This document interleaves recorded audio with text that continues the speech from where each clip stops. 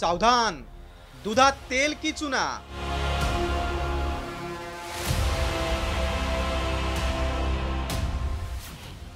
तुम्ही पिताय भेसळयुक्त दूध।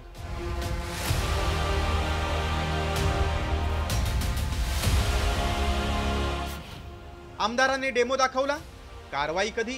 केमिकल आहे आता येत नाही म्हणून आम्ही ते बाटलीत घालून आणले बघा म्हणजे 10 रुपयाचं वस्तू करा ना सर केमिकल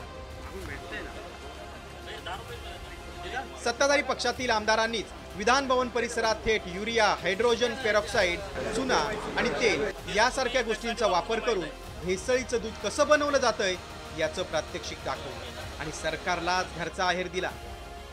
हा विषय राजकारणाचा नाही, हा अतिशय गंभीर विषय आहे। लोकांच्या जीवनाशी सगळी लोक खेळतायत। एका टँकरचे 3 टँकर करतात ते किती? एका टँकरचे 3 टँकर बघा, वास घेऊन बघा तुम्ही, केस कसा आलाय बघायला। भेसळयुक्त दूध माफियांमुळे शेतकऱ्यांना दुधाचा योग्य दर मिळत नाही, त्यामुळे भेसळ करणाऱ्यांना कठोर शिक्षा द्यावी अशी मागणी सदाभाऊ खोत यांनी केली। तर दुसरीकडे सत्ताधारी पक्षातील आमदारांनी दाखवलेल्या प्रात्यक्षिकानंतर विजय वडेट्टीवारांनी सरकारवर हल्लाबोल केलाय। भेसळीचं दूध मोठ्या प्रमाणामध्ये स्वस्त दरामध्ये बाजारामध्ये विक्रेत्यांच्याकडे येत असतं।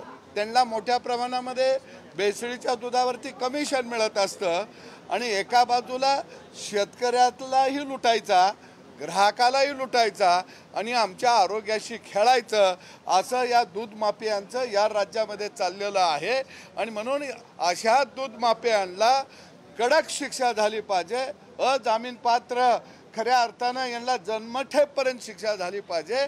काय दाखवणं सत्तेमध्ये राहून कारवाई करायची, भेसळ मीडियापुढे दाखवणं सत्तेमध्ये आहे ना का विरोधात आहे? सत्तेतलाच आमदार दूध भेसळ कसं काय सगळं नौटंकी आणि नाटक कशाला पाहिजे? कारवाई करायला पाहिजे, करा कारवाई दम आहे तर।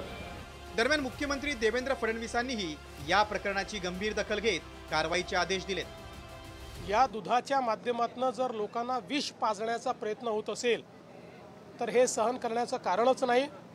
या संदर्भात मी स्वतः जो आपला फूड अँड ड्रग्स विभाग आहे, जो आरोग्य विभाग आहे, अशा सगळ्या संबंधित विभागाची एक बैठक घेणार आहे आणि एक धडक कारवाई या संदर्भातली आम्ही करणार आहोत। सत्ताधारी आमदारांच्या दाव्यानंतर तुमच्या घरी येणाऱ्या दुधातही भेसळ आहे का हे तपासून घ्या। दुधातली भेसळ कशी ओळखायची ते आपण पाहूया। दूध उकळून थंड करा, त्यात 2 ते 3 थेंब आयोडीन टाका। दुधात स्टार्च नसेल तर रंग तसाच राहील, जर स्टार्च असेल तर रंग निळा होईल। एका ग्लासात थोडं दूध घ्या, तेवढंच पाणी घ्या आणि जोरात ढवळा। जर पाण्यात डिटर्जंट घातलं असेल तर त्याला फेस येईल। आणखीन एक पद्धत, थोडं दूध घेऊन त्यात सोयाबीन टाका, व्यवस्थित ढवळा, त्यात लाल लिटमस पेपर बुडवा। जर त्यात युरिया मिसळला असेल तर पेपर निळा होईल। थोड्याशा दुधात सल्फ्युरिक ॲसिड टाका आणि न ढवळता तपासा।